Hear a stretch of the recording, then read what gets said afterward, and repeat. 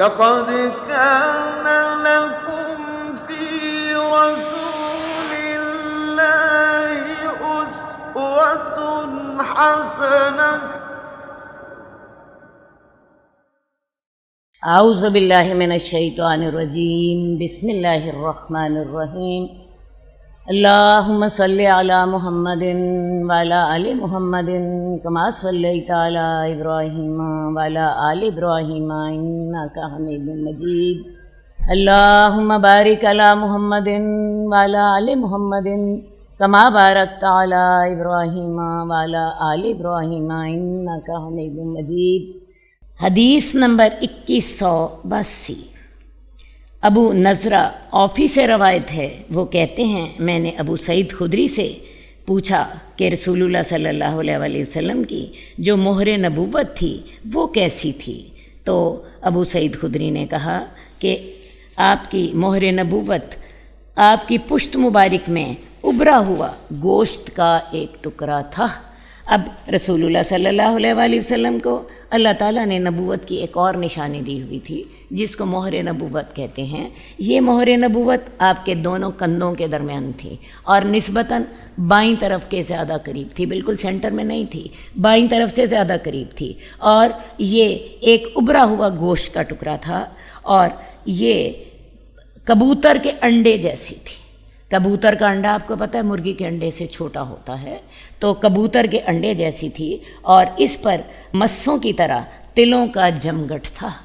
آپ یوں سمجھ لیجئے جیسے یوں کر کے ایک گول صد دائرہ تھا اور اس کے بیچ میں جیسے مسے ہوتے ہیں، مسے آپ کو پتہ تھوڑا سا ابھرا ہوا گوشت ہوتا ہے، تو اسی طرح ابھرا ہوا گوشت جو تھا وہ ان کا جمگٹھا تھا، وہ وہاں پہ اس طرح کر کے مسے وہاں پہ موجود تھے جیسے ڈھیر سارے مسے اس جگہ پہ تھے۔ بچے اس کو ابھری ہوئی چیز سمجھ کر اس سے کھیل بھی لیتے۔ جب علماء آتے اہل کتاب میں سے تو اس مہر نبوت کو دیکھ کر آپ کی رسالت کا یقین حاصل کر لیتے، اور اگر آپ کے پاس بچے آتے آپ کی گود میں یا آپ کے پاس بعض اوقات دم کے لیے بچے لائے جاتے تو وہ بچے جو تھے اس ابھری ہوئی جگہ کو دیکھ کے اسے کھیل بھی لیا کرتے تھے۔ حدیث نمبر 2183۔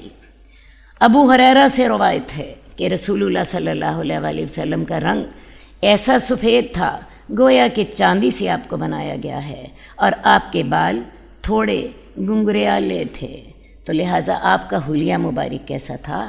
چمکتا رنگ، دمکتا چہرہ، چاند اور سورج سے زیادہ خوبصورت۔ آپ کا رنگ ایسا سفید تھا گویا چاندی سے آپ کو بنایا گیا ہے۔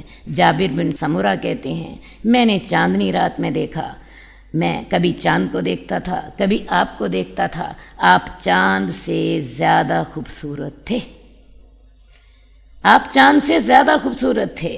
تو رسول اللہ صلی اللہ علیہ وسلم کا رنگ چمکتا رنگ تھا، تابناک چہرہ تھا، بال تھوڑے گنگریالے تھے، آنکھیں سرمگی تھیں، لمبی پلکیں تھیں، کندھے چوڑے تھے، قد درمیانہ تھا۔ اتنے خوبصورت وَأَحْسَنَ مِنْكَ لَمْ تَرَ قَطُّ عَيْنٌ وَأَجْمَلَ مِنْكَ لَمْ تَلِدِ النِّسَاءُ۔ آپ سے زیادہ خوبصورت کبھی کسی ماں نے جنا نہیں، اور آپ سے زیادہ حسین کبھی کسی نے دیکھا نہیں۔ وَأَحْسَنَ مِنْكَ لَمْ تَرَ قَطُّ عَيْنٌ وَأَجْمَلَ مِنْكَ لَمْ تَلِدِ النِّسَاءُ خُلِقْتَ مُبَرَّأً مِنْ كُلِّ عَيْبٍ كَأَنَّكَ قَدْ خُلِقْتَ كَمَا تَشَاءُ۔ آپ ہر عیب سے مبرّہ تھے،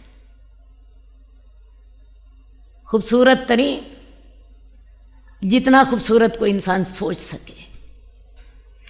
آپ کے بال تھوڑے گنگریالے تھے، زیادہ گنگریالے نہیں تھے، تھوڑے گنگریالے تھے، آپ کی آنکھیں سرمگی تھیں اور پلکیں لمبی تھیں، کندھے چوڑے تھے، قد درمیانہ تھا، کمر پتلی تھی، پیٹ باہر نہیں نکلا ہوا تھا۔ جو آپ کوئی جسمانی خوبصورتی سمجھ سکتی ہیں وہ رسول اللہ صلی اللہ علیہ وسلم کو عطا فرمائی گئی تھی۔ آپ کی ہتھیلیاں حریر و دیبا سے بھی زیادہ نرم تھیں۔ حضرت انس کہتے ہیں کہ اللہ کے رسول کی ہتھیلیوں سے زیادہ نرم میں نے کسی حریر اور دیباج کو نہیں دیکھا۔ اس کے علاوہ آپ کی ہتھیلیاں جو تھیں بڑی خوشبودار تھیں، آپ کا پسینہ خوشبودار ہوتا تھا۔ سلیم کے گھر آپ جاتے، حضرت سلیم جو تھیں آپ کے بستر سے آپ کا جو پسینہ تھا وہ اکٹھا کر کے اپنی خوشبو والی جو ان کی شیشی ہوتی تھی اس میں ڈال لیتی تھیں، کیونکہ وہ بہت خوشبودار ہوتا تھا۔ اور اس کے علاوہ رسول اللہ صلی اللہ علیہ وآلہ وسلم کو خوشبو بہت زیادہ پسند تھی۔ ایک آپ کے جسم کی خوشبو تھی جو کہ بہت عمدہ تھی، اور اس سے اوپر مزید آپ خوشبو کا مزید اہتمام فرماتے۔ جہاں کسی جگہ سے گزرتے وہ راستہ گواہی دیتا کہ اللہ کے رسول صلی اللہ علیہ وآلہ وسلم یہاں سے گزر کر گئے ہیں۔ حدیث نمبر 2190، عبداللہ بن عمر کہتے ہیں کہ رسول اللہ صلی اللہ علیہ وآلہ وسلم کی اکثر قسمیں ان الفاظ کے ساتھ ہوتی تھیں، لا و مصرف القلوب، نہیں اور دلوں کو پھیرنے والے کی قسم۔ رسول اللہ صلی اللہ علیہ وآلہ وسلم جو تھے اپنی بات میں زور پیدا کرنے کے لیے قسم کھاتے ہیں۔ ہم دیکھتے ہیں کہ آپ بہت جگہ بہت موقعوں پر آپ نے قسمیں کھائی ہوئی ہیں، تو آپ عام طور پہ ان الفاظ کے ساتھ قسم کھاتے، لا و مصرف القلوب، اس رب کی قسم جو کہ دلوں کو پھیرنے والا ہے۔ اس کے علاوہ رسول اللہ صلی اللہ علیہ وسلم جو قسم عام طور پہ کھاتے تھے وہ کہتے تھے اس ذات کی قسم جس کے ہاتھ میں محمد کی جان ہے، بجائے اس کے کہ آپ یہ کہتے کہ اللہ کی قسم، آپ فرماتے اس ذات کی قسم جس کے ہاتھ میں محمد کی جان ہے۔ ان الفاظ کے ساتھ آپ قسم کھاتے۔ اس کے علاوہ رسول اللہ صلی اللہ علیہ وسلم کا بولنے کا طریقہ کیا تھا؟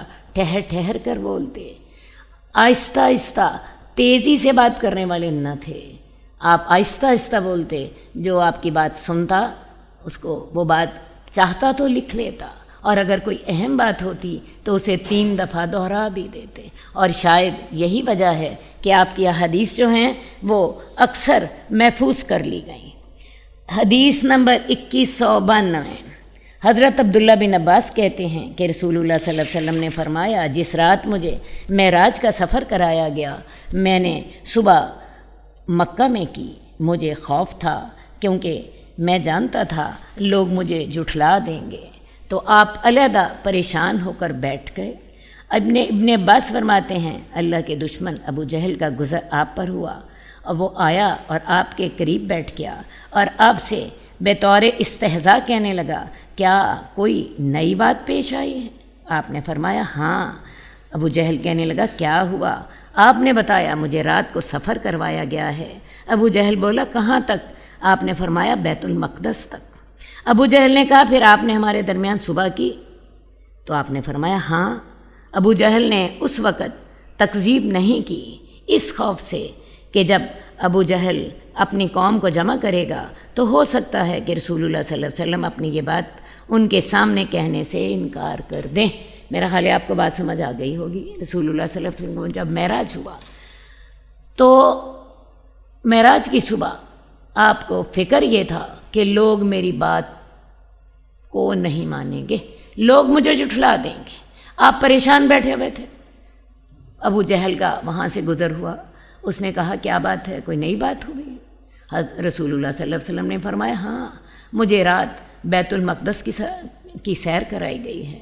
ابو جہل نے اس وقت تصدیق نہیں کی۔ اصل بات ہے ابو جہل کا پروگرام یہ تھا کہ میں سارے لوگوں کو بلاتا ہوں اور سارے لوگوں کے سامنے ان کو کہتا ہوں کہ یہ اپنے سفر کی داستان بیان کریں، تو ایسا نہ ہو کہ میں اگر ان کو ابھی جھٹلا دوں تو یہ سارے لوگوں کے سامنے بات نہ کریں۔ تو وہ نعوذ باللہ اس کا مطلب یہ تھا کہ وہ رسول اللہ صلی اللہ علیہ وسلم کا مذاق تمام لوگوں کے سامنے اڑانا چاہتا تھا، وہ تمام لوگوں کے سامنے آپ کو ڈیگریڈ کرنا چاہتا تھا۔ تو اس لیے اس نے فوری طور پہ تو تکذیب نہیں کی، لیکن اس نے یہ سوال کیا کہ اگر میں آپ کی قوم کو بلاؤں تو کیا ان کو بھی آپ یہ بات کہیں گے جو آپ نے مجھے کہی ہے؟ اس سے پہلے کہ میں حدیث سے آگے پڑھوں، آپ کو میں ایک بات بتا دوں کہ اس دور میں مسجد اقصی کا جو فاصلہ تھا یہ 2 مہینے کا تھا، 1 مہینہ جانے کا اور 1 مہینہ آنے کا۔ تو ابو جہل کو یہ بات تو واقعی عجیب لگی ہوگی کہ اللہ کے رسول صلی اللہ علیہ وسلم رات کو گئے اور 2 مہینے کا سفر کر کے واپس صبح انہوں نے مکے میں پھر کر لی. ٹھیک ہے، تو اس نے اپنے لوگوں کو آوازیں دینی شروع کر دی، اے بنی کعب بن لوئی کی جماعت. تو لوگ آ کر ان دونوں کے پاس جمع ہو گئے اور بیٹھ گئے. پھر ابو جہل نے رسول اللہ صلی اللہ علیہ وسلم سے کہا، اپنی قوم کو بھی وہ بات سنائیے جو آپ نے مجھے سنائی ہے. تو رسول اللہ صلی اللہ علیہ وسلم نے فرمایا، مجھے رات سفر کروایا گیا تھا. لوگوں نے پوچھا، کہاں کا سفر؟ آپ نے فرمایا، بیت المقدس کا. تو لوگوں نے پوچھا، پھر آپ نے صبح ہمارے درمیان کر لی، یہ کیسے ہو سکتا ہے؟ آپ نے فرمایا، ہاں. ابن عباس کہتے ہیں ان میں سے بعض لوگ تالیاں بجانے لگ پڑے اور بعض لوگوں نے تعجب میں اسے جھوٹ سمجھتے ہوئے اپنے سروں پر ہاتھ رکھ لیے. یہ انداز تھا ان کا. انہوں نے کہا، آپ ہمارے لیے مسجد اقصی کی تفصیل بیان کر سکتے ہیں؟ اور لوگوں میں سے بعض ایسے لوگ بھی تھے جو وہاں کا سفر کر چکے تھے اور مسجد کو دیکھ چکے تھے. رسول اللہ صلی اللہ علیہ وسلم نے فرمایا، میں نے ان کے سامنے مسجد کی تفصیلات بیان کیں تو درمیان میں مجھے کچھ مشکل سی پیش آئی، تو اللہ تعالیٰ نے مسجد میرے سامنے رکھ دی اور میں دیکھتا تھا کہ وہ عقیل کے گھر کے قریب رکھ دی گئی ہے. ان کا گھر بیت اللہ کے بالکل قریب تھا، تو میرے وہ اتنا قریب تھا کہ میں اس کو دیکھتا جاتا تھا اور اس کی وہ لوگوں کے سوالوں کے جواب دیتا جاتا تھا. ایک اور حدیث میں آتا ہے کہ رسول اللہ صلی اللہ علیہ وسلم اس وقت حتیم میں تھے اور آپ کے سامنے بیت المقدس کو کر دیا گیا. اللہ تعالیٰ نے آپ کی یہ مدد کی، لوگوں کے سوالات کے جواب آپ اس مسجد کو دیکھ کر دے رہے تھے. جو ڈیٹیلز وہ پوچھتے تھے تو رسول اللہ صلی اللہ علیہ وسلم وہ ڈیٹیل ان کو بتا دیتے تھے. عبداللہ بن عباس کہتے ہیں اس وقت اس حدیث کے ساتھ مسجد اقصی کا ذکر بھی تھا. رسول اللہ صلی اللہ علیہ وسلم نے فرمایا، لوگ کہنے لگے، نقشہ تو اللہ کی قسم انہوں نے بالکل ٹھیک کھینچا ہے. اب چونکہ اللہ کی مدد آپ کے ساتھ تھی اور آپ مسجد اقصی کو دیکھ کر یہ ساری تفاصیل بتا رہے تھے تو لوگ یہ کہنے پر مجبور ہو گئے کہ انہوں نے تفصیلات تو ساری صحیح دی ہیں.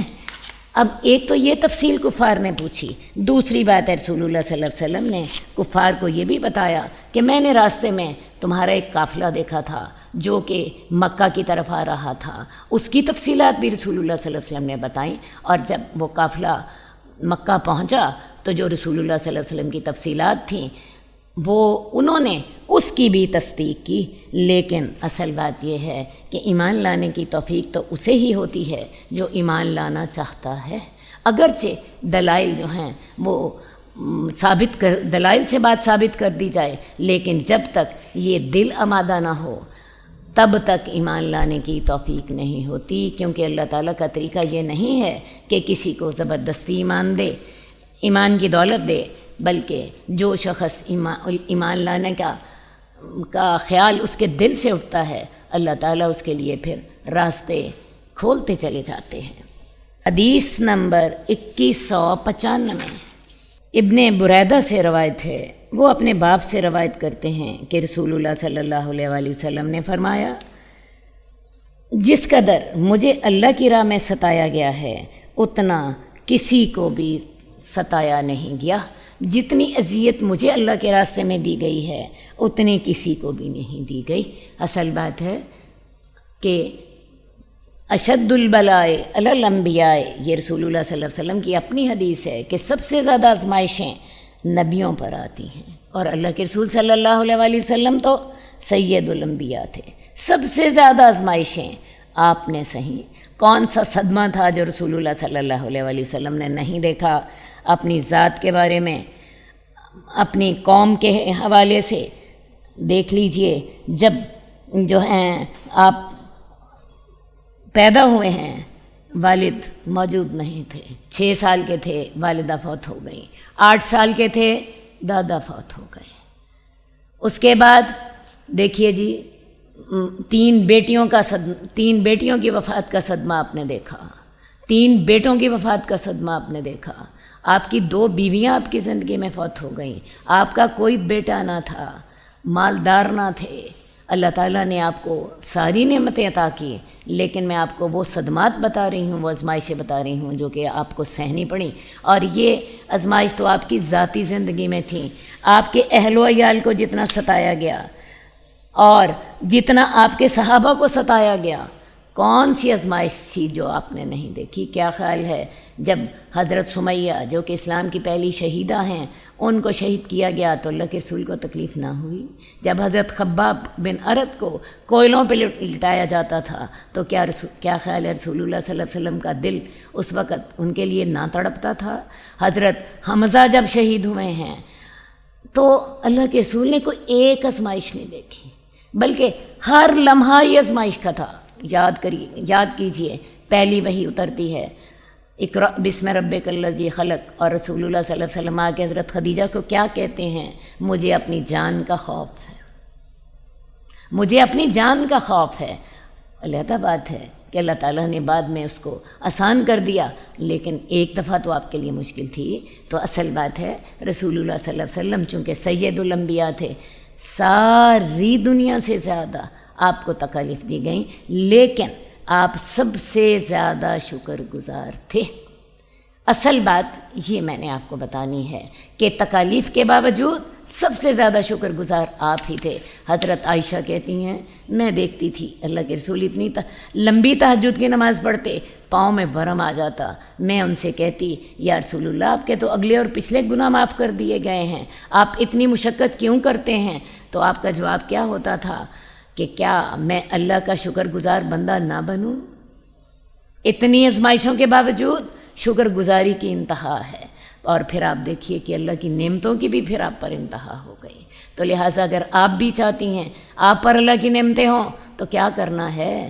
اپنی جو آزمائشیں ہیں ان کے باوجود شکر گزاری کیجیے، ان نعمتوں کا خیال کیجیے جو اللہ نے آپ کو دی ہیں، اور شکوے شکایت سے اپنی زبان کو بند کر لیجیے۔ رسول اللہ صلی اللہ علیہ وآلہ وسلم نے جیسے زندگی گزاری ان کو اپنے لیے نمونہ بنائیے، اور وہی طریقہ اختیار کیجیے جو آپ نے طریقہ اختیار کیا تھا۔ لَقَدْ كَانَ لَكُمْ فِي رَسُولِ اللَّهِ أُسْوَةٌ حَسَنَةٌ، شکر گزار بنیے۔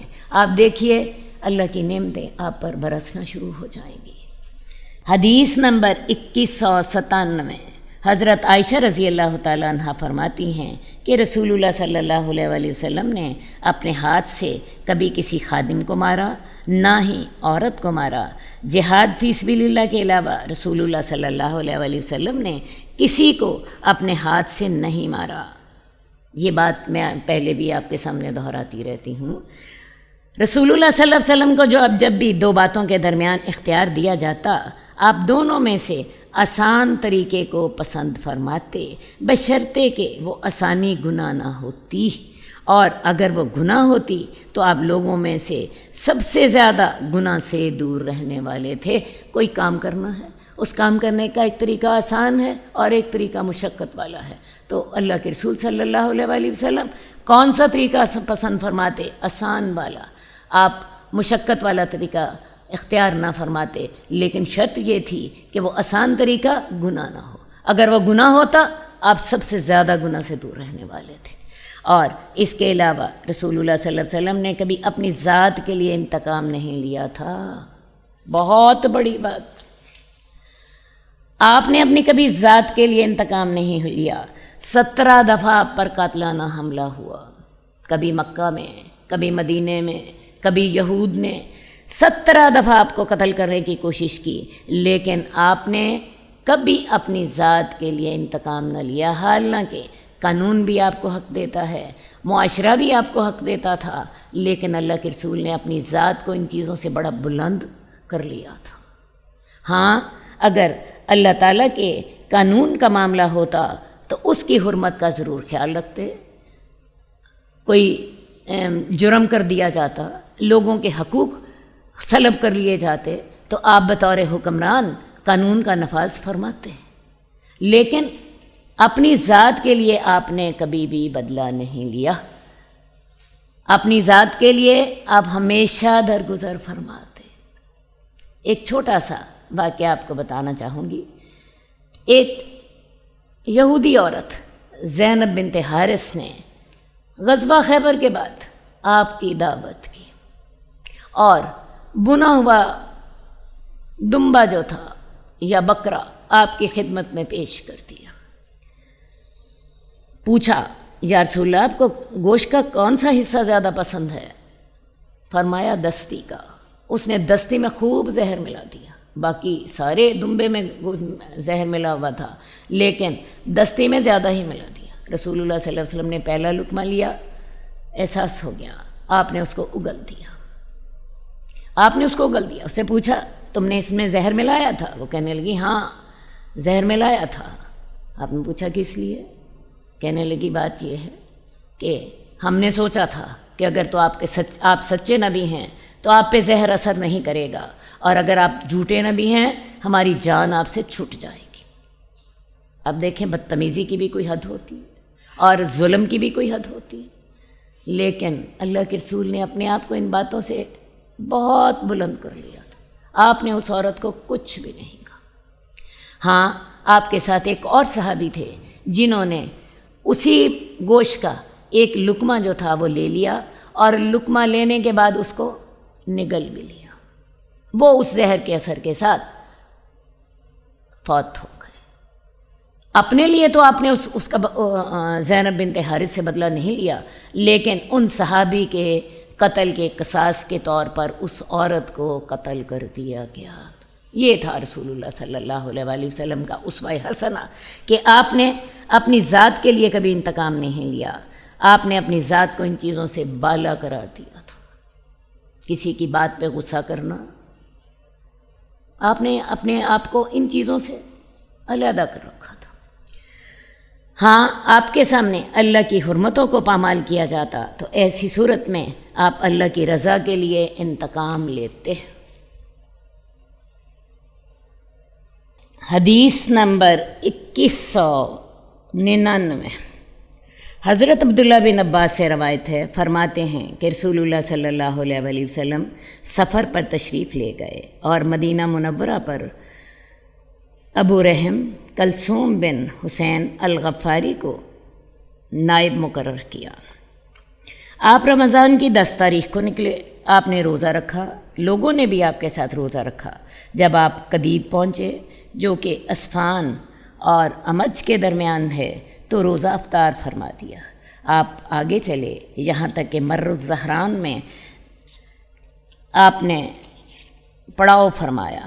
10,000 مسلمانوں کے ساتھ آپ نکلے تھے جو کہ قبیلہ مزینہ اور بنو سلیم میں سے تھے، اور ہر قبیلے میں سامان حرب بھی تھا، اور رسول اللہ صلی اللہ علیہ وسلم کے ساتھ مہاجرین اور انصار بھی تھے، ان میں سے کوئی بھی پیچھے نہیں رہا تھا۔ جب آپ مر الزہران پر اترے تو قریش کو ابھی تک آپ کا پتہ نہیں چلا تھا۔ یہ مکہ فتح ہونے کا ذکر ہو رہا ہے۔ اصل بات ہے مکہ حرم ہے، اور اللہ تعالیٰ چاہتے تھے کہ مکہ ایسے حال میں فتح ہو جائے کہ وہاں پہ خون خرابہ نہ ہو۔ رسول اللہ صلی اللہ علیہ وآلہ وسلم 10,000 کے لشکر کے ساتھ مکہ پہنچے، اور آپ کے ساتھ قبیلہ مزینہ اور بنو سلیم کے لوگ تھے، مہاجرین اور انصار بھی تھے۔ آپ مر الزہران جو کہ مکے کے قریب ایک علاقہ ہے وہاں پہ آپ نے پڑاؤ ڈالا۔ ابھی تک قریش کو آپ کی خبر نہیں تھی، ان کے پاس رسول اللہ صلی اللہ علیہ وسلم کی کوئی خبر نہیں پہنچی تھی، اور وہ یہ بھی نہ جانتے تھے کہ رسول اللہ صلی اللہ علیہ وسلم کیا کریں گے۔ اس رات ابو سفیان بن حرب اور حکیم بن حزام اور بدیل بن ورقا نکلے کہ حقیقت حال معلوم کریں اور دیکھیں آپ کے بارے میں کوئی خبر ملتی ہے تو وہ اس کو سنیں۔ اور عباس بن عبد المطلب رسول اللہ صلی اللہ علیہ وآلہ وسلم سے راستے میں ہی آ ملے تھے، اور ابو سفیان بن حارث بن عبد المطلب اور عبداللہ بن امیہ بن مغیرہ بھی مکہ اور مدینہ کے درمیان آئے اور رسول اللہ صلی اللہ علیہ وآلہ وسلم سے ملاقات کرنے کی کوشش کی۔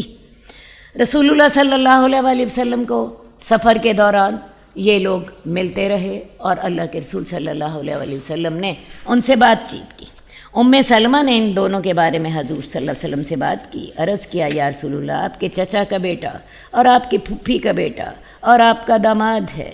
رسول اللہ صلی اللہ علیہ وسلم نے فرمایا مجھے ان کی کوئی ضرورت نہیں، میرے چچا کے بیٹے نے میرے سے گستاخی کی ہے۔ یہاں ابو سفیان بن حارث مراد ہیں۔ میرے چچا کے بیٹے نے میری گستاخی کی ہے اور میرے داماد نے مجھے مکہ میں کہا تھا جو کچھ اس نے کہا تھا۔ جب ان کو آپ کی یہ بات پہنچائی گئی، ابو سفیان کے ساتھ اس کا ایک چھوٹا بیٹا بھی تھا۔ ابو سفیان بولا اللہ کی قسم، یا تو مجھے حضور اجازت دیں، اگر نہیں تو میں اپنے بیٹے کا ہاتھ پکڑ لوں گا اور ہم صحرا میں نکل جائیں گے یہاں تک کہ ہم بھوک اور پیاس سے مر جائیں۔ جب رسول اللہ صلی اللہ علیہ وسلم کو اس کی یہ بات پہنچی کہ یا تو مجھے حضور اپنے سے ملاقات کی اجازت دیں، ورنہ میں اپنے بیٹے کا ہاتھ پکڑ کے صحرا میں نکل جاؤں گا اور بھوک اور پیاس سے مر جاؤں گا، میں بھی اور میرا بیٹا بھی۔ تو رسول اللہ صلی اللہ علیہ وسلم کو جب یہ بات پہنچی تو آپ کا دل ان کے لیے نرم ہو گیا اور آپ نے ان کو آنے کی اجازت دے دی۔ وہ دونوں داخل ہوئے اور سلام کیا۔ رسول اللہ صلی اللہ علیہ وسلم مر الظہران اترے تو عباس نے کہا ہائے قریش کی ہلاکت، اللہ کی قسم اگر رسول اللہ صلی اللہ علیہ وسلم مکہ میں قریش کے امن طلب کرنے سے پہلے داخل ہو گئے تو یہ قریش کے لیے ہمیشہ کے لیے ہلاکت ہوگی۔ یعنی حضرت عباس کا خیال یہ تھا کہ رسول اللہ صلی اللہ علیہ وسلم جب مکہ آ گئے ہیں، اگر آپ مکہ میں زبردستی داخل ہو گئے تو یہ معاملہ خراب ہوگا۔ حضرت عباس کوئی درمیانہ رستہ نکالنا چاہتے تھے، اسی لیے حضرت عباس باہر نکلے۔ میں رسول اللہ صلی اللہ علیہ وسلم کے سفید خچر پر بیٹھا اور نکل پڑا یہاں تک کہ میں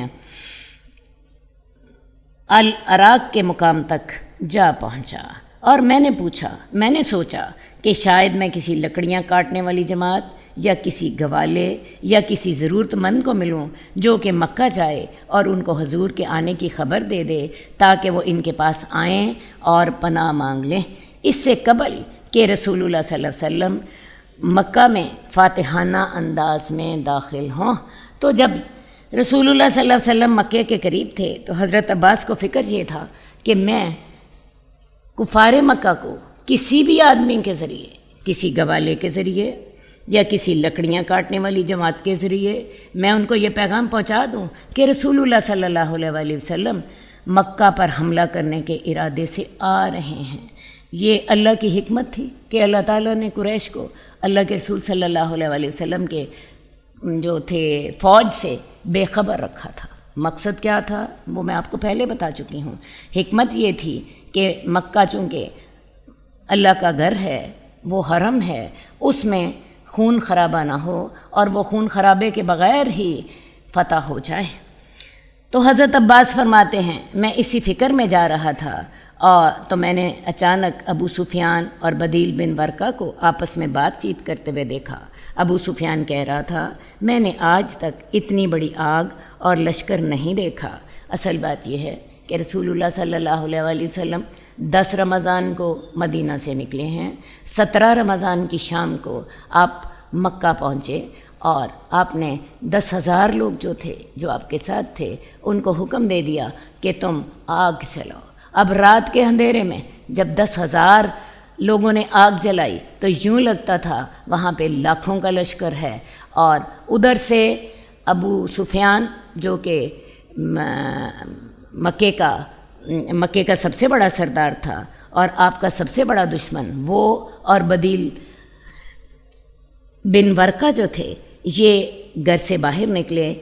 وہ حالات کا اندازہ لگانے کے لیے آئے تھے، آپس میں بات چیت کر رہے تھے۔ ابو سفیان نے جب یہ اتنی بڑی آگ دیکھی اندھیرے میں تو اس نے کہا کہ میں نے آج تک اتنی بڑی آگ اور اتنا بڑا لشکر نہیں دیکھا۔ حضرت عباس نے فرمایا بدیل کہہ رہا تھا اللہ کی قسم یہ بنو خزاعہ کی آگ ہے جس کو جنگ نے بھڑکا دیا ہے۔ ابو سفیان کہنے لگا بنو خزاعہ اللہ کی قسم ذلیل اور کمزور ہیں، وہ ان کی اتنی زیادہ ان کا اتنا بڑا لشکر نہیں ہو سکتا، وہ اتنی بڑی آگ نہیں جلا سکتے۔ حضرت عباس فرماتے ہیں میں نے ابو سفیان کی آواز پہچان لی۔ میں نے کہا اے ابو حنظلہ۔ ابو حنظلہ ابو سفیان کی کنیت تھی، تو حضرت عباس نے ابو سفیان کو مخاطب کیا اے ابو حنظلہ۔ اس نے بھی میری آواز پہچان لی اور اس نے کہا ابو الفضل۔ ابو الفضل حضرت عباس کی کنیت ہے۔ اس نے کہا ابو الفضل۔ میں نے کہا جی ہاں۔ ابو سفیان نے کہا میرے ماں باپ تم پر قربان، کیا بات ہے؟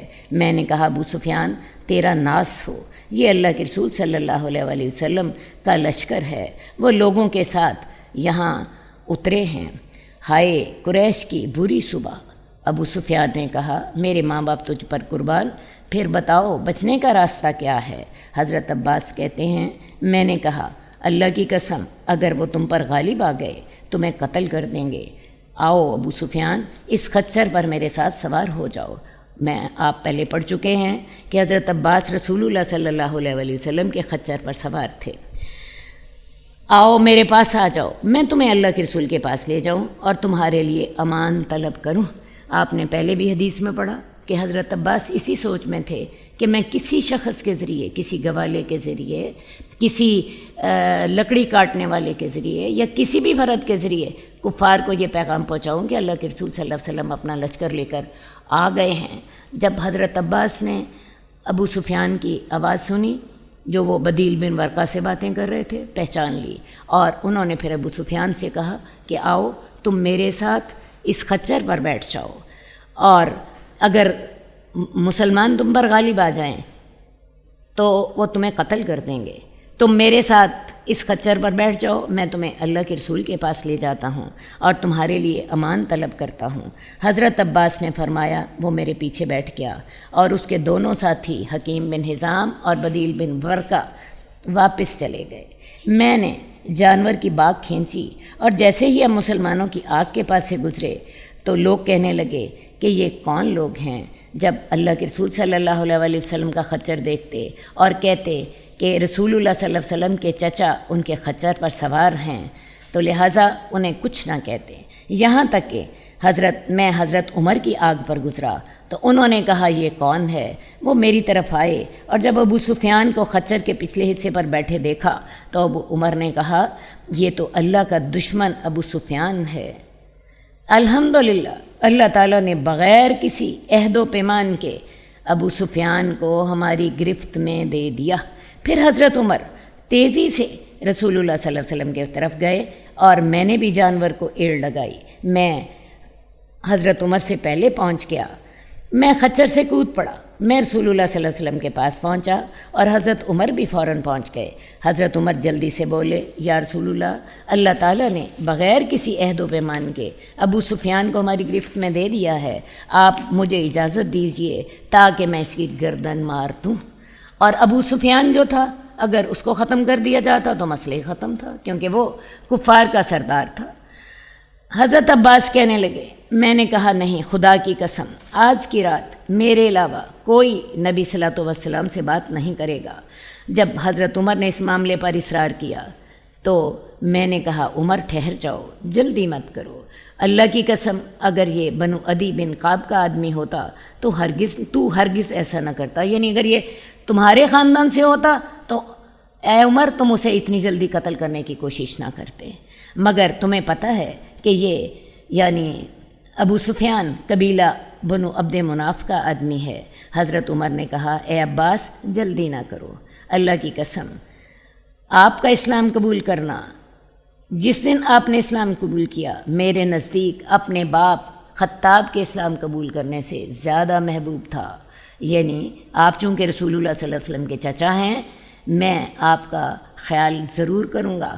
آپ نے جب اسلام قبول کیا تو آپ کا اسلام قبول کرنا مجھے اپنے سگے باپ خطاب کے ایمان لانے سے زیادہ پیارا تھا۔ اگر وہ اسلام قبول کر لیتے، اور آپ کا اسلام قبول کرنا رسول اللہ صلی اللہ علیہ وآلہ وسلم کو بھی میرے باپ کے اسلام قبول کرنے سے زیادہ محبوب تھا۔ پھر رسول اللہ صلی اللہ علیہ وسلم نے فرمایا عباس اس کو اپنے خیمہ میں لے جاؤ، جب صبح ہو تو اس کو میرے پاس لے آنا۔ آپ کو معاملہ سمجھ آ رہا ہے، رسول اللہ صلی اللہ علیہ وسلم 10,000 کا لشکر لائے ہیں انہوں نے آگ جلائی ہوئی ہے، لاکھوں کا لشکر لگ رہا ہے، ابو سفیان کے دل پہ رعب طاری ہے، اور حضرت عباس نے ابو سفیان کو اپنی امان میں لے لیا ہے۔ حضرت عمر انہیں قتل کرنا چاہتے ہیں، لیکن حضرت عباس جو ہیں انہوں نے چونکہ ان کو اپنی امان میں لے لیا ہے تو وہ ان کو ایسا نہیں کرنے دیتے۔ رسول اللہ صلی اللہ علیہ وسلم کے پاس معاملہ پہنچتا ہے تو آپ نے حضرت عباس کو حکم دے دیا کہ ایسا کرو، ابو سفیان کو اپنے پاس لے جاؤ، رات تمہارے پاس یہ گزاریں اور صبح کو ان کو میرے پاس لانا۔ جب صبح ہوئی تو حضرت عباس ان کو رسول اللہ صلی اللہ علیہ وسلم کے پاس لے گئے۔ جب رسول اللہ صلی اللہ علیہ وسلم نے ان کو دیکھا تو کہا، ابو سفیان تیرا بھلا ہو، کیا ابھی وقت نہیں آیا کہ تو گواہی دے کہ لا الہ الا اللہ، اللہ کے سوا کوئی معبود نہیں ہے؟ ابو سفیان نے کہا، میرے ماں باپ آپ پر قربان ہوں، آپ بہت زیادہ کرم کرنے والے، بڑے تحمل کرنے والے اور سب سے زیادہ صلہ رحمی کرنے والے ہیں۔ اللہ کی قسم میں نے جان لیا ہے کہ اگر اللہ کے سوا کوئی شریک ہوتا تو میری اس وقت ضرور مدد کرتا۔ رسول اللہ صلی اللہ علیہ وسلم نے فرمایا، تیرا برا ہو اے ابو سفیان کہ ابھی وہ وقت نہیں آیا کہ تو گواہی دے کہ میں اللہ کا رسول ہوں۔ ابو سفیان لا الہ الا اللہ کی گواہی تو دے چکے تھے، یہ کہہ کر کہ اگر میں کوئی اللہ کے ساتھ اور شریک ہوتا تو اس مشکل وقت میں میری ضرور مدد کرتا۔ تو اب رسول اللہ صلی اللہ علیہ وسلم نے ان کو ترغیب دی کہ وہ رسول اللہ کہ وہ آپ پر بھی ایمان لے آئے۔ تو آپ نے انہیں فرمایا کہ کیا ابھی وقت نہیں آیا کہ تو اس بات کی گواہی دے کہ میں اللہ کا رسول ہوں؟ ابو سفیان نے کہا، میرے ماں باپ آپ پر قربان، آپ بڑے تحمل کرنے والے، بڑے مہربان اور صلہ رحمی کرنے والے ہیں، اللہ کی قسم ابھی تک اس بارے میں میرا دل مطمئن نہیں ہوا۔ حضرت عباس نے فرمایا، ابو سفیان تیرا برا ہو، اسلام قبول کر لو اور گواہی دے دو لا الہ الا اللہ محمد رسول اللہ، اس سے پہلے کہ تجھے قتل کر دیا جائے۔ حضرت عباس فرماتے ہیں تو اس نے پھر لا الہ الا اللہ محمد رسول اللہ کہہ دیا اور اسلام قبول کر لیا۔ یہ وہ حالات ہیں جن میں ابو سفیان مسلمان ہو جاتے ہیں۔ حضرت عباس کہنے لگے کہ میں نے کہا، اے اللہ کے رسول، ابو سفیان ایسا آدمی ہے جو فخر کو پسند کرتا ہے، آپ ان کے لیے کوئی ایسی چیز بنا دیں جن کے ساتھ ان کے اس جو فخر کو پسند کرنے والی بات ہے اس کا اطمینان ہو جائے۔ آپ نے فرمایا، ہاں، جو ابو سفیان کے گھر میں داخل ہو گیا اس نے امن پا لیا، جس نے اپنا دروازہ بند کر لیا وہ محفوظ ہو گیا، اور جو بیت اللہ میں داخل ہو گیا وہ امن میں آ گیا۔ حضرت عباس نے سفارش کی، یا رسول اللہ، ابو سفیان ایسا آدمی ہے جو فخر پسند کرتا ہے، آپ اس کے لیے کچھ ارشاد فرمائیں۔ تو رسول اللہ صلی اللہ علیہ وسلم نے یہ ارشاد فرمایا کہ جو ابو سفیان کے گھر میں داخل ہو جائے گا اس کو امن مل جائے گی۔ اس کے علاوہ آپ نے 2 باتیں اور فرمائیں، جس نے اپنے گھر کا دروازہ بند کر لیا اس کو بھی امن ہے، کیونکہ اس کا مطلب صاف یہی ہے کہ وہ ہم سے لڑنا نہیں چاہتا۔ اسی طرح جو بیت اللہ میں داخل ہو گیا اس کو بھی امن ہے۔ جب آپ وہاں سے واپس جانے کے لیے جب ابو سفیان وہاں سے جانے کے لیے اٹھا تو رسول اللہ صلی اللہ علیہ وسلم نے فرمایا، اے عباس، اس کو پہاڑ کی بلندی پر تنگ جگہ پر لے جاؤ یہاں تک کہ اللہ کی فوج اس کے سامنے سے گزرے اور وہ اس کو دیکھ لے۔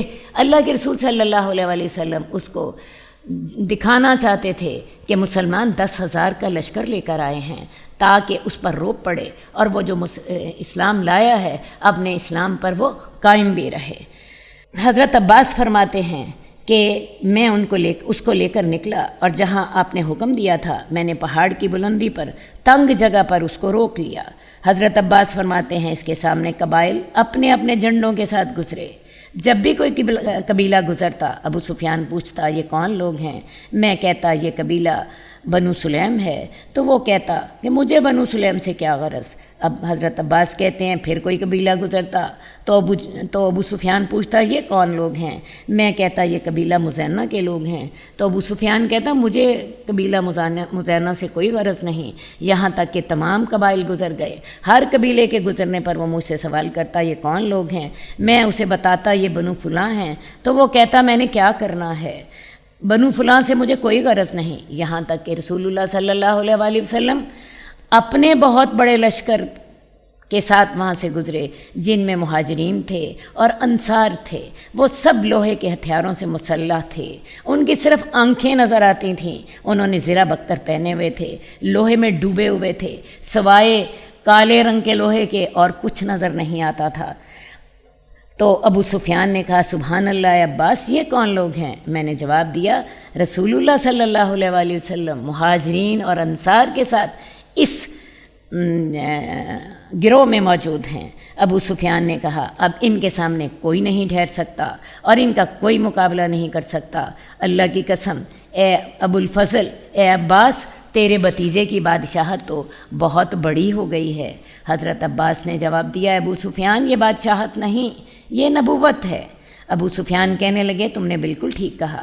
میں نے کہا تو اپنی قوم کی طرف بھاگ کر جا اور انہیں اس بات کی خبر دے۔ حضرت عباس فرماتے ہیں پھر وہ جلدی سے نکلا یہاں تک کہ اپنی قوم کے پاس پہنچ گیا اور بلند آواز سے چلایا اے قریش کے گروہ، یہ دیکھو محمد تمہارے سر پر آن پہنچے ہیں، ایسی طاقت لے کر آئے ہیں جس کا تم مقابلہ ہرگز نہیں کر سکتے۔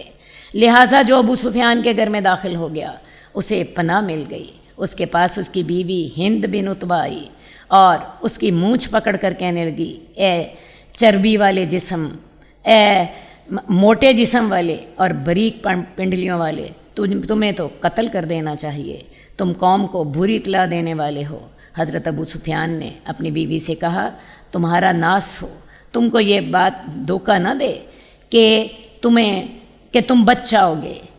اللہ کے رسول ایسی طاقت کے ساتھ آئے ہیں جن کا تم مقابلہ نہیں کر سکتے۔ اور پھر ابو سفیان نے وہی بات دہرائی کہ جو ابو سفیان کے گھر میں داخل ہو گیا اس نے پناہ پائی، اور انہوں نے کہا تو برباد ہو، تیرا گھر کیا فائدہ دے گا۔ ابو سفیان کا ظاہر گھر چھوٹا سا تھا تو لوگوں نے کہا کتنے لوگ تمہارے گھر میں سما سکیں گے۔ بہرحال میں نے جو آپ کو بات بتانی ہے یہ تفصیل ساری میں نے آپ کو اس لیے سنائی ہے تاکہ آپ کو اندازہ ہو کہ مکہ کن حالات میں فتح ہوا تھا۔ ابو سفیان آپ کی خدمت میں حاضر ہو کر ایمان لائے اور مکہ جو تھا بغیر خون خرابے کے فتح ہو گیا۔ اور پھر مکے میں آپ نے کیا کیا؟ جب سارے کفار مکہ بیت اللہ کے صحن میں جمع تھے تو آپ نے وہاں پہ اعلان کر دیا لا تثریب علیکم الیوم، آج تمہارے اوپر کوئی الزام نہیں۔ اب اکثر لوگ جو ہیں ان الفاظ کا مفہوم نہیں سمجھتے۔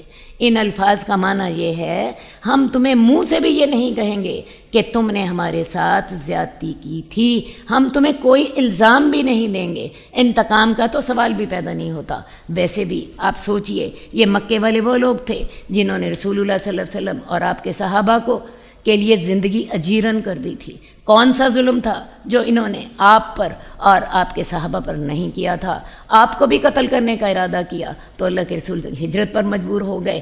آپ چاہتے ان ساروں کو قتل کرا سکتے تھے، آپ چاہتے ان ساروں کا علاقے پہ قبضہ کر لیتے، آپ چاہتے تو ان سب کو لونڈی اور غلام بنا لیتے، آپ جو سلوک ان کے ساتھ چاہتے آپ کر سکتے تھے۔ آپ کو یہ حق قانون بھی دیتا تھا، آپ کو یہ حق شریعت بھی دیتی تھی، لیکن رسول اللہ صلی اللہ علیہ وسلم نے اس موقع پر کیا کیا؟ آپ نے سب کو کھلی معافی کا اعلان کر دیا اور الفاظ کیا استعمال کیے؟ لا تثریب علیکم اليوم، ہم آج کے دن یہ بھی نہیں کہیں گے کہ تم نے ہمارے ساتھ زیادتی کی تھی۔ اور پھر آپ کے اس عفو و درگزر کا نتیجہ کیا ہوا کہ مکے کے تمام لوگ مسلمان، مکے کے تمام لوگ مسلمان ہو گئے۔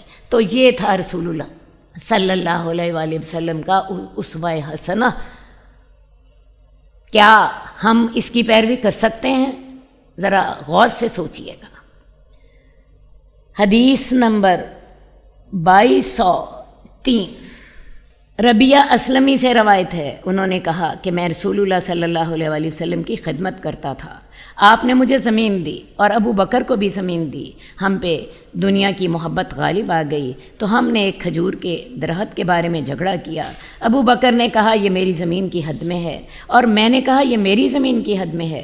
میرے اور ابو بکر کے درمیان سخت کلامی ہوئی تو ابو بکر رضی اللہ تعالیٰ عنہ نے ایسا کلمہ کہا جس کو میں نے ناپسند کیا، وہ خود بھی شرمندہ ہو گئے اور انہوں نے مجھے کہا اے ربیہ مجھے یہی کلمہ کہو تاکہ بدلہ ہو جائے۔ میں نے کہا میں ایسا نہیں کروں گا۔ بات کو ذرا سمجھیے، یہ ہماری تربیت کے لیے بہت اہم واقعہ ہے۔ حضرت ربیہ اسلمی اللہ کے رسول کے خادم ہیں۔ اللہ کے رسول نے ان کو اور حضرت ابو بکر کو ایک پلاٹ دیا ہوا تھا، اور ان کے پلاٹ دونوں کے اکٹھے تھے۔ درمیان میں جو مشترک جگہ تھی وہاں پہ ایک کھجور کا درخت تھا، دونوں کا آپس میں جھگڑا ہو گیا۔ حضرت ابو ربیہ کا خیال یہ تھا یہ درخت میری زمین میں ہے، حضرت ابو بکر کا خیال تھا یہ درخت میری زمین میں ہے۔ دونوں میں سخت کلامی ہو گئی، اور اس سخت کلامی کے دوران حضرت ابو بکر کے منہ سے کوئی ایسا جملہ نکل گیا کہ حضرت ابو بکر کو خود احساس ہو گیا کہ میں نے یہ بات غلط کہی ہے۔ حضرت ربیہ نے ابھی انہیں کچھ نہیں کہا، حضرت ابو بکر کو خود احساس ہو گیا کہ مجھے یہ جملہ منہ سے نکالنا نہیں چاہیے تھا۔ لڑائی تو رہی ایک طرف، آخرت کا خوف غالب آ گیا، اللہ کا جو عذاب ہے وہ سامنے آ گیا۔ حضرت ابو بکر نے لڑائی تو چھوڑ دی، حضرت ربیہ سے کہنے لگے تم مجھے وہی کلمہ کہہ دو تاکہ بدلہ برابر ہو جائے، میں کل کے عذاب سے بچ جاؤں۔ یہاں ذرا ٹھہر کے سوچئے، ہم کبھی ایسا کرتے؟ ہمیں کبھی احساس ہوتا ہے ہمارے منہ سے کیا نکل گیا؟ اور اگر نکل بھی جائے تو کبھی ہم یہ احساس کرتے ہیں کہ میں نے یہ بات غلط کی؟ نہیں، اس وقت شیطان ہمیں پٹی پڑھاتا ہے، نہیں، دوسرے نے تو میرے سے ایسا کہا تھا تو میں نے تو یہ جواب دینا ہی تھا۔ آپ اپنے آپ کو ایڈجسٹ کرتے رہتے ہیں، لیکن حضرت ابو بکر نے اپنے آپ کو ایڈجسٹ نہیں کیا، لڑائی چھوڑ دی، غصہ پی لیا، آخرت کا خوف غالب آ گیا، جہنم کی آگ دکھائی دینے لگ پڑی۔ تو ربیہ سے کہتے ہیں کہ مجھے وہی کلمہ کہو تاکہ حساب برابر ہو جائے۔ اور ایک بات اور بھی یاد رکھیے گا، حضرت ابو بکر رسول اللہ صلی اللہ علیہ وسلم کے یار غار ہیں، اور ربیہ اسلمی آپ کے خادم ہیں۔ اس وقت حضرت ابو بکر یہ بھی خیال نہیں آیا کوئی بات نہیں، خادم ہی تو ہے، خیر تو ہے نا، اگر میں نے کوئی بات کر بھی دیا تو کیا فرق پڑا۔ تو ذرا اپنی تربیت کے پہلو یہاں سے نکالتے چلے جائیے۔ تو حضرت ابو بکر جو ہیں وہ حضرت ربیہ سے کہنے لگے کہ مجھے تم بھی وہی کلمہ کہہ دو تاکہ بدلہ ہو جائے۔ ربیہ اسلمی بھی چونکہ اللہ کے رسول کے تربیت یافتہ تھے، وہ کہنے لگے میں وہ کلمہ نہیں کہوں گا۔ حضرت ابو بکر نے کہا تجھے ضرور کہنا پڑے گا ورنہ میں اللہ کے رسول سے فریاد کروں گا۔ حضرت ربیہ پھر کہنے لگے میں وہ جملہ نہیں کہوں گا، ظاہر ہے جس جملے سے مجھے تکلیف ہوئی ہے تو میں وہ جملہ کہہ کر آپ کو تکلیف نہیں پہنچاؤں گا۔ یہ دیکھیں، یہ ہیں صحابہ کے رویے، یہ ہیں صحابہ کے طریقے۔ ربیہ کہتے ہیں کہ ابو بکر زمین چھوڑ کر رسول اللہ صلی اللہ علیہ وسلم کے پاس چلے گئے، میں بھی آپ کے پیچھے چل نکلا۔ کس لیے چلے گئے؟ کہ رسول اللہ صلی اللہ علیہ وسلم سے جا کر یہ کہیں کہ یا رسول اللہ، یہ ربیہ جو ہے یہ مجھے وہ بات کیوں نہیں کہتا جو میں نے اسے کہی تھی۔ یہ جھگڑا ہو رہا۔ حضرت ابو بکر وہ جھگڑا چھوڑ کر رسول اللہ صلی اللہ علیہ وسلم کی طرف چلے گئے، میں بھی آپ کے پیچھے چل پڑا۔ میرے قبیلے کے لوگ آئے اور انہوں نے کہا اللہ ابو بکر پر رحم کرے، وہ کس چیز کے متعلق تیرے خلاف اللہ کے رسول سے فریاد کریں گے، حالانکہ انہوں نے کہا جو کچھ تجھ سے کہا۔ ان کے قبیلے کے کچھ لوگ ان کی حمایت میں آ گئے اور کہنے لگے کہ حضرت ابو بکر تمہارے خلاف اللہ کے رسول سے کیا کہیں گے، قصور تو ان کا اپنا ہے، تم نے تو انہیں کچھ کہا نہیں، انہوں نے تو خود ہی تمہیں کچھ کہا ہے، اب وہ تمہاری کیا شکایت لگائیں گے اللہ کے رسول کو۔ اب حضرت ربیہ کا ذرا جواب سنیے۔ حضرت ربیہ کہتے ہیں کہ تم جانتے ہو یہ کون ہیں؟ یہ ابو بکر صدیق ہیں، وہ آپ کے یار غار ہیں اور وہ مسلمانوں کے بزرگ ہیں۔ تم اس بات سے بچو کہ ایسا نہ ہو کہ انہیں پتہ چل جائے کہ تم مجھے ان کے خلاف بھڑکا رہے ہو۔ اگر انہوں نے دیکھ لیا تو وہ ناراض ہو جائیں گے اور وہ اللہ کے رسول صلی اللہ علیہ وآلہ وسلم کے پاس جائیں گے۔ اللہ کے رسول صلی اللہ علیہ وآلہ وسلم حضرت ابو بکر کی ناراضگی کی وجہ سے ناراض ہو جائیں گے، اور ان دونوں کی ناراضگی پر یعنی حضرت ابو بکر کی ناراضگی پر اللہ کے رسول ناراض ہوں گے، اور حضرت ابو بکر اور اللہ کی ناراضگی پر حضرت ابو بکر اور رسول اللہ صلی اللہ علیہ وسلم کی ناراضگی پر پھر اللہ ناراض ہو جائیں گے، اور اگر اللہ میرے سے ناراض ہو گیا تو ربیہ تو ہلاک ہو گیا، میں تو پھر مر گیا۔ انہوں نے کہا اچھا پھر تم ہمیں کیا مشورہ دیتے ہو؟ میں نے کہا تم واپس چلے جاؤ، مجھے ان کے خلاف نہ بھڑکاؤ۔ اگر انہوں نے دیکھ لیا وہ ناراض ہو جائیں گے اور ان کی وجہ سے اللہ کے رسول ناراض ہوں گے، اور ان دونوں کی ناراضگی کی وجہ سے اللہ میرے سے ناراض ہوگا، اور اگر اللہ ناراض ہو گیا تو میں تو ہلاک ہو گیا، تم واپس چلے جاؤ۔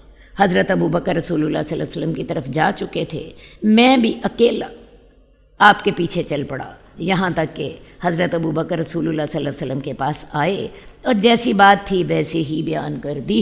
ہم میں سے کوئی ہوتا تو اپنے 4 حمایتی ساتھ لیتا۔ حضرت ربیعہ اسلمی نے اپنے حمایتیوں کو واپس بھیجا اور چل پڑے رسول اللہ صلی اللہ علیہ وسلم کے پاس۔ اب رسول اللہ صلی اللہ علیہ وسلم کے پاس حضرت ابوبکر پہلے پہنچ چکے ہیں اور انہیں بات جیسی تھی ویسی پہنچا چکے ہیں۔ ہم میں سے کوئی ہوتا مبالغہ کرتا، بتاتا سارا قصور اگلے کا تھا، میرا تو ذرا بھی نہیں تھا، ٹھیک ہے؟ لیکن یہ ہم نہیں ہیں، یہ کون ہیں؟ یہ حضرت ابوبکر ہیں اور یہ رسول اللہ صلی اللہ علیہ وسلم کے خادم ہیں۔ تو انہوں نے جیسی بات تھی ویسی بیان کر دی۔ آپ نے اپنا سر میری طرف اٹھایا اور فرمایا، اے ربیعہ تیرے اور صدیق کے درمیان کیا معاملہ ہوا ہے؟ میں نے کہا، یا رسول اللہ معاملہ اسی طرح تھا جیسا کہ حضرت ابوبکر نے کہا۔ ہوا یہ کہ ابوبکر نے مجھے ایک ایسی بات کہی جس کو میں نے ناپسند کیا، اور انہوں نے مجھے کہا کہ مجھے بھی اسی طرح کا کلمہ کہو تاکہ بدلہ ہو جائے۔ یعنی حضرت ربیعہ نے بھی اپنی بات سنا تھی، دونوں طرف سے بات اللہ کے رسول کے پاس پہنچ گئی۔ تو رسول اللہ صلی اللہ علیہ وسلم نے فرمایا، ٹھیک ہے، تم وہ جملہ تو اس کو نہ بولو، لیکن تم یہ تو کہہ سکتے ہو کہ اللہ تمہیں معاف کر دے۔ رسول اللہ صلی اللہ علیہ وسلم نے دیکھیں کتنا خوبصورت حل بتایا، برائی کا جواب بلائی سے دے دو، تم اسے وہ کلمہ نہ کہو، تم یہ تو کہہ سکتے ہو کہ اللہ تعالیٰ تمہیں معاف کر دے، یعنی اسے معاف کر کے اس کی بخشش کی دعا بھی کر دو۔ یہاں پھر وہی تینوں باتیں ہیں۔ حضرت ابوبکر کی نے بری بات کہی، حضرت ربیعہ نے برداشت کر لی، غصہ پی لیا، اس کے بعد ان کو معاف کر دیا، اور معاف کرنے کے بعد ان کے لیے پھر دعا کر دی کہ اللہ تعالیٰ تمہیں معاف کر دے، اللہ بھی تمہاری مغفرت فرما دے۔ تو میں نے کہا، اے ابوبکر اللہ تجھے معاف کر دے، اور حضرت ابوبکر واپس چلے گئے، اور حضرت ابوبکر اس وقت رو رہے تھے۔ کس لیے رو رہے تھے؟ کاش مجھے یہ غلط جملہ میرے منہ سے نہ نکلا ہوتا۔ میں خواتین سے یہ بات پوچھنا چاہتی ہوں، ہم نے بھی کبھی ایسا سوچا؟ لڑائی میں غلط باتیں ہمارے منہ سے نکل جاتی ہیں تو ہمارے سوچنے کا انداز کبھی یہ ہوتا ہے؟ اس واقعے میں ہمارے لیے بہت سے سبق۔ سوچئے، جب کبھی منہ سے غلط بات نکلے فوراً اپنے آپ کو چیک کریں، اور اس وقت شیطان کو موقع نہ دیں کہ وہ آپ کو یہ ورغلائے کہ نہیں، قصور تو سارا اگلے کا تھا، میرا تو تھا ہی نہیں۔ ہوگا کیا؟ دنیا میں تو آپ اپنے آپ کو سچا کر لیں گی، لیکن آخرت کو جواب کون دے گا؟ آخرت کو جواب کون دے گا؟ یہ چیزیں ذرا سوچئے۔ اور کبھی ہم بھی ابھی اپنی زبان کے جو غلط باتیں ہم نے کی، کبھی ہم بھی ان پہ روئے۔ اللہ تعالی ہمیں یہ سارا کچھ سمجھنے کی توفیق دے، اور سمجھنے کے بعد پھر عمل کرنے کی توفیق دے۔ حدیث نمبر 2204، عاصم بن حمید سکونی سے روایت ہے، جب رسول اللہ صلی اللہ علیہ وسلم نے حضرت معاذ کو یمن کی طرف بھیجا تو وصیت کرتے ہوئے ان کے ساتھ نکلے۔ حضرت معاذ سوار تھے، اللہ کے رسول صلی اللہ علیہ وسلم ان کی سواری کے ساتھ ساتھ چل رہے تھے۔ رسول اللہ صلی اللہ علیہ وسلم نے حضرت معاذ کو یمن کی طرف گورنر بنا کر بھیجا تھا۔ تو اللہ کے رسول کی عادت مبارک تھی، جب آپ کسی سریہ کو بھیجتے یا کچھ لوگوں کو کوئی عہدہ دیتے تو ان کو ہدایات دیتے۔ اب جب حضرت معاذ یمن کی طرف روانہ ہو رہے ہیں تو اللہ کے رسول صلی اللہ علیہ وسلم انہیں نصیحتیں فرما رہے ہیں۔ حضرت معاذ سوار ہیں، اللہ کے رسول ان کی سواری کے ساتھ ساتھ چل رہے ہیں۔ انہیں الوداع کہنے کے لیے آپ جا رہے تھے۔ جب آپ وصیت سے فارغ ہوئے تو آپ نے فرمایا، اے معاذ، شاید اس سال کے بعد تو میرے سے ملاقات نہ کر سکے، اور شاید تو میری اس مسجد اور قبر کے پاس سے گزرے۔ حضرت معاذ رسول اللہ صلی اللہ علیہ وسلم کی جدائی کی وجہ سے ہچکی باندھ کر رونا شروع ہو گئے۔ اصل بات ہے، اللہ تعالیٰ نے آپ کا مشن پورا کر دیا۔ حجۃ الوداع میں اللہ تعالیٰ نے آپ کی آنکھیں ٹھنڈی کر دیں، آپ نے دیکھ لیا کہ 1,22,000 کا لشکر آپ کے ساتھ موجود ہے، 1,22,000 صحابہ حجۃ الوداع میں آپ کے ساتھ تھے، آپ نے اللہ تعالیٰ نے آپ کی آنکھیں ٹھنڈی کر دیں۔ ایک وہ وقت تھا کہ ایک آدمی بھی آپ کی بات سننے کو تیار نہیں تھا، اور ایک وہ یہ وقت ہے کہ پورا جزیرۃ العرب اور اتنے لوگ آپ کے ساتھ ہیں، آپ نے انہیں اللہ کا پیغام سنایا، حج کا فریضہ ادا کیا اور واپس آ گئے۔ اس موقع پر بھی، حجۃ الوداع کے موقع پر بھی آپ نے فرمایا تھا ہو سکتا ہے میں اگلے سال تمہیں اس جگہ نہ ملوں۔ تو اصل بات یہ ہے کہ جب اللہ تعالیٰ نے آپ کا مشن پورا کر دیا، آپ کو اندازہ ہو گیا تھا کہ اب اللہ سے ملاقات کا وقت قریب ہے، اور آپ نے اپنی خبر کی، وفات کی خبر کئی موقعوں پر بیان کی۔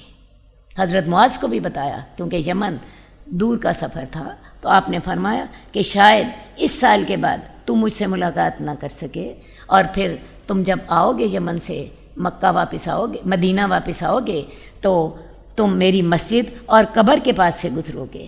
حضرت معاذ نے جب یہ باتیں سنی تو بڑی شدت سے رونا شروع ہو گئے۔ تو امت کے لیے رسول اللہ صلی اللہ علیہ وسلم کی وفات سب سے بڑا صدمہ تھا۔ اللہم صلی علی محمد وعلی آل محمد کما صلیت علی ابراہیم وعلی آل ابراہیم انک حمید مجید۔ اللہم بارک علی محمد وعلی آل محمد کما بارکت علی ابراہیم وعلی آل ابراہیم انک حمید مجید۔ مولاي صل وسلم دائما ابدا على حبيبك خير الخلق كلهم، مولاي صل وسلم